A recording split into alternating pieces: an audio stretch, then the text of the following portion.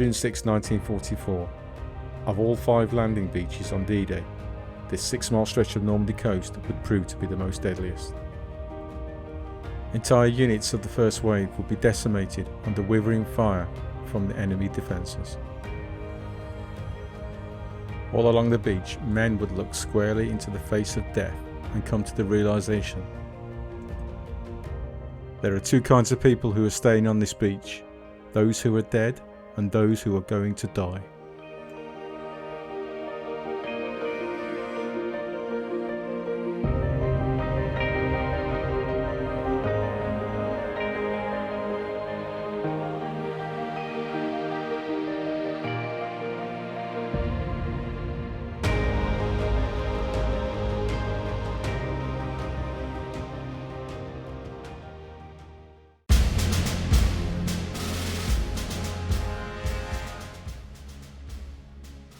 Omaha Beach, stretching from Vierville Sur Mer in the west to Vierville Sur Mer in the east. The beach will be assaulted by 2 infantry divisions, to the west the 29th Infantry and to the east the 1st Infantry Division.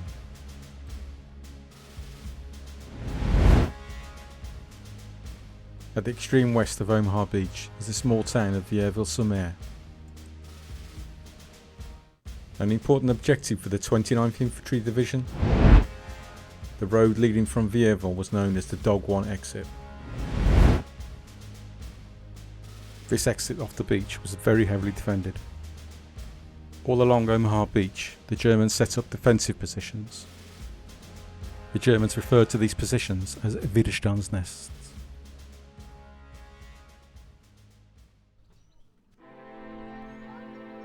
Although the D1 exit has changed since 1944, there's still evidence of the defences that were so deadly on D-Day.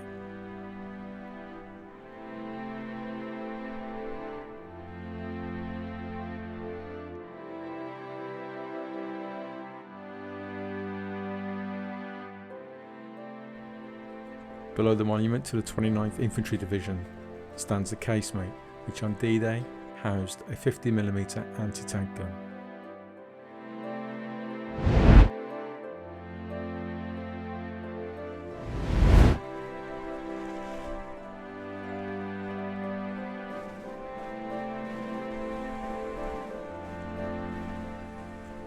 And on the bluffs overlooking the beach in what was WN-73, you'll find a bunker that on D-Day housed a French 75mm anti-tank gun.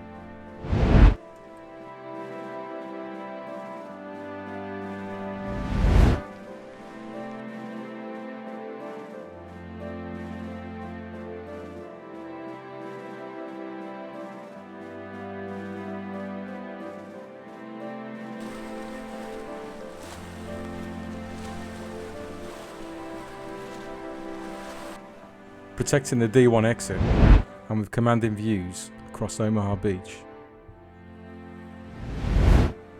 This casemate housed the deadly 88mm anti-tank gun.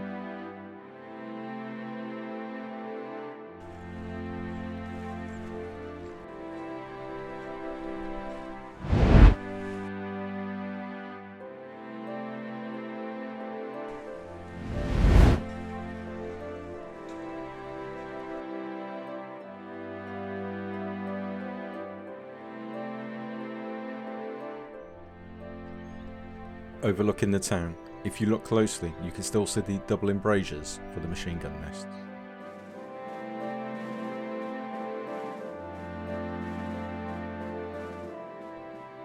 The Germans defending Vierville now waited for the assault boats to approach the beach.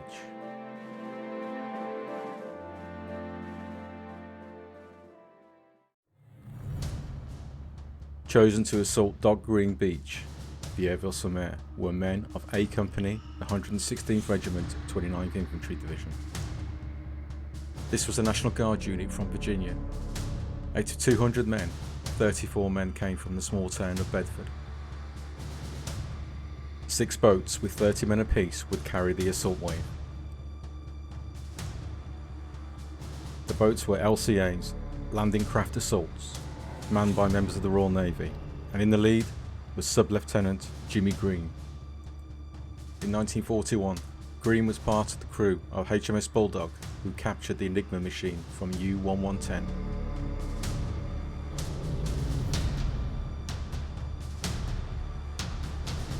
Jimmy Green formed the boats into 2 columns of 3 and headed straight for Dog Green Beach.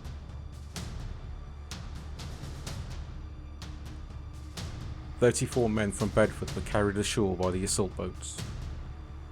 Among them were 2 twin brothers, Ray and Roy Stevens. The 2 brothers were raised together and were never separated. For the first time on D-Day, the 2 brothers found themselves apart. Travelling in separate boats, Roy's LCA took on water and quickly sank. Weighed down with 60 pounds of equipment, Roy and the rest of his assault section struggled to stay afloat. Jimmy Green shouted he would return and continued on towards the beach.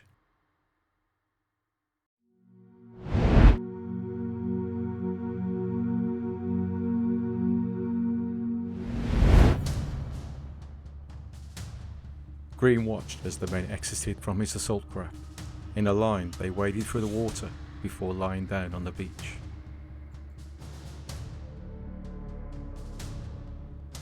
Above them, the Germans waited.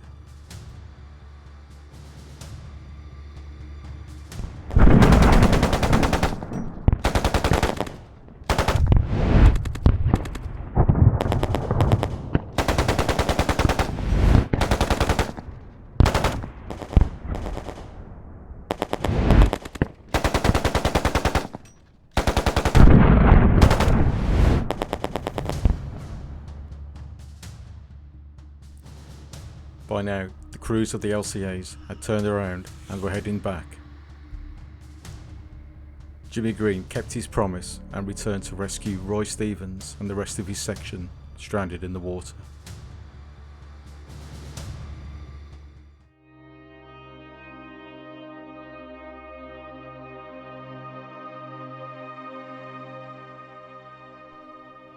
Five days later, on the 11th of June, Roy Stevens would finally land on Omaha Beach.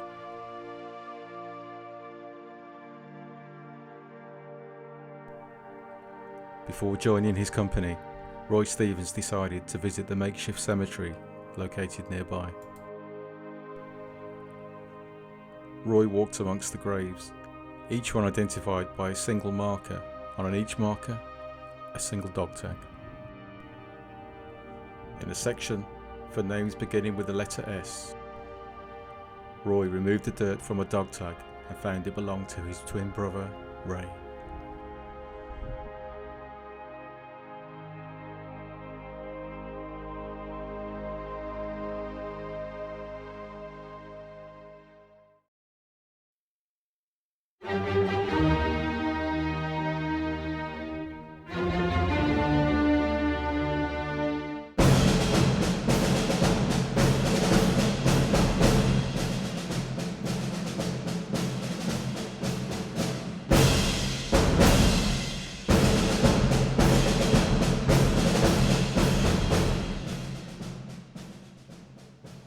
Between Fox Green and Easy Red lay a valley which led to Vierville Sur Mer. Codenamed the E3 Draw, this was an important objective for the 1st Infantry Division and was protected by WN62 on the right and WN61.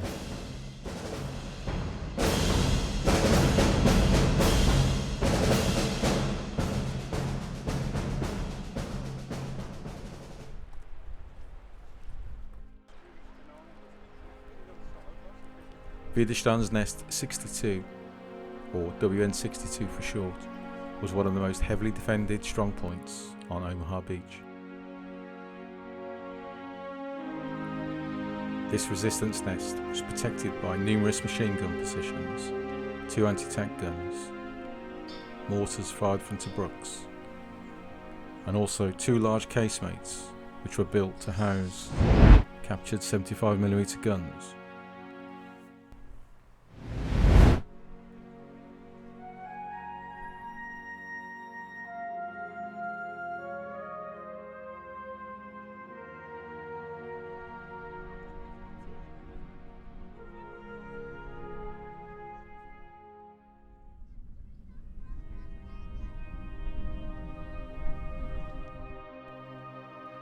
Lieutenant Bernhard Frerkin was an artillery observation officer of the 352nd Artillery Regiment.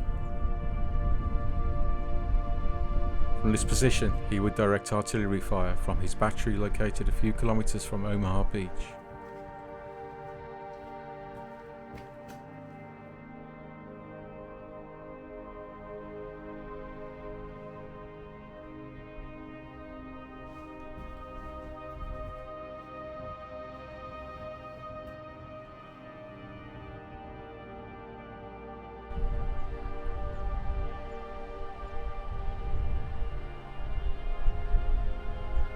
This observation post had excellent views across Easy Red and Fox Green beaches.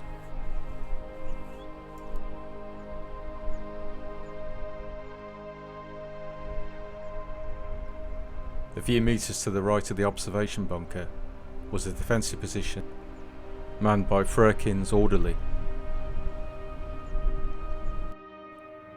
Heinrich Severloh was conscripted into the Wehrmacht at the age of 18.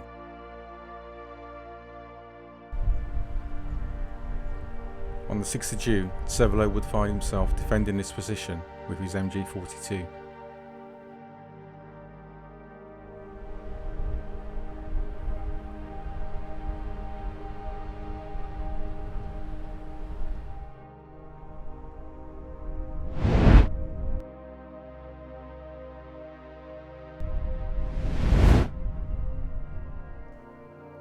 To the front of Severloh's position are some ammunition bunkers, and to the right is the position of one of the anti-tank guns.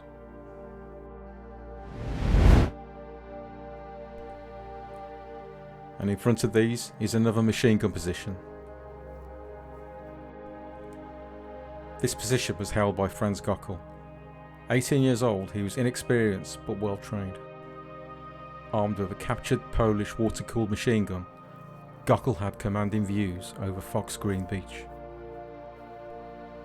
Trained to fight to the last, Gockel fired relentlessly at the Americans assaulting the beach.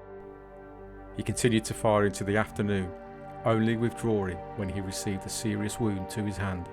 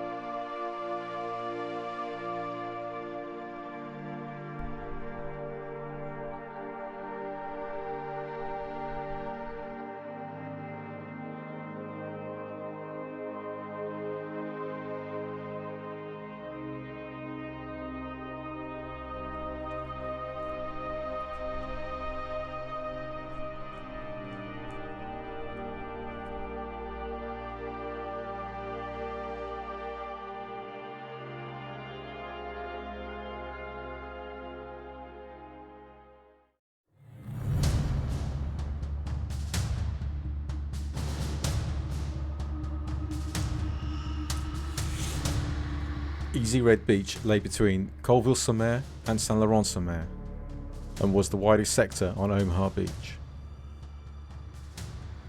Two companies from the 1st Infantry Division, Companies E and Companies F of 16th Infantry Regiment, were assigned to land here in the first wave.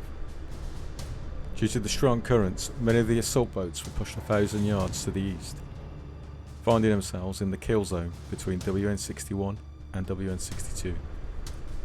But on this part of the beach, one assault section from E Company landed almost entirely on their own. Lieutenant John Spalding led his men off the boat. Adopting a V formation, they walked inland, heading towards the bluffs. Almost immediately, there was a noticeable decline of sand underneath their feet. With water now above their heads, the men were forced to swim.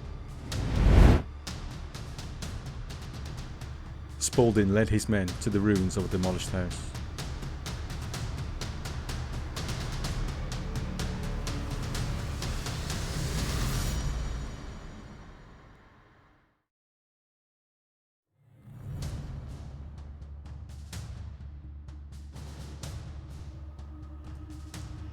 From the cover of the ruins, Spalding would lead his men up a path up to the top of the bluffs. To the left was WN-62, and above them, 2 MG positions lay in wait. Keeping low, the men crawled to the top. Spalding would later find out that the path was actually a minefield.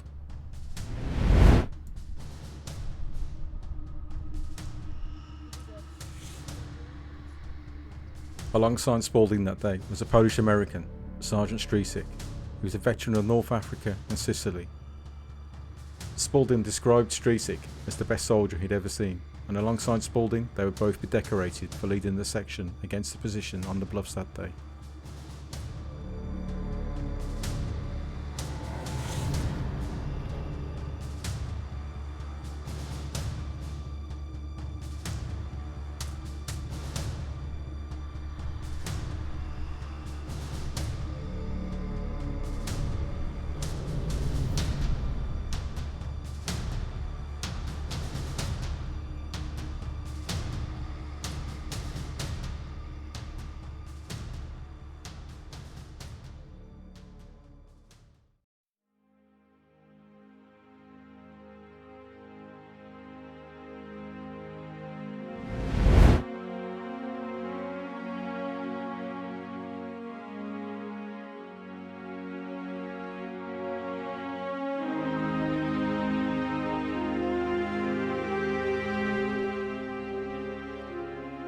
Cota's Draw on Dog White Beach. This section of the beach is nestled just between Le Moulin and Vierville Sur Mer. Men of C Company, 116th Regiment, 29th Infantry Division landed here in the first wave. Later, they would be joined by the 5th Rangers.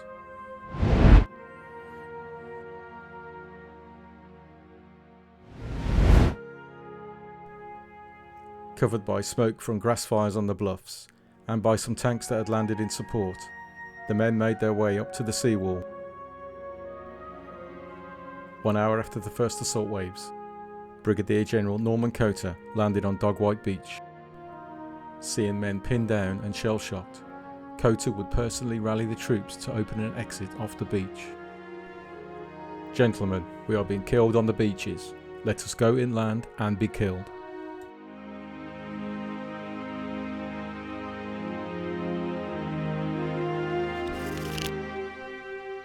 Using Bangalore torpedoes to blow gaps in the wire, the men of the Rangers and the 116th Infantry, under the leadership of Norman Cota, advanced off the beach.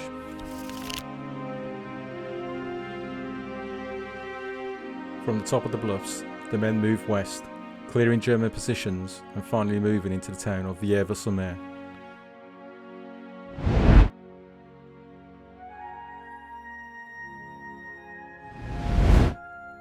All along Omaha Beach, men like Norman Cota and John Spalding would display great courage, inspiring the men around them. On that cold June morning on Omaha Beach, many more would make the ultimate sacrifice.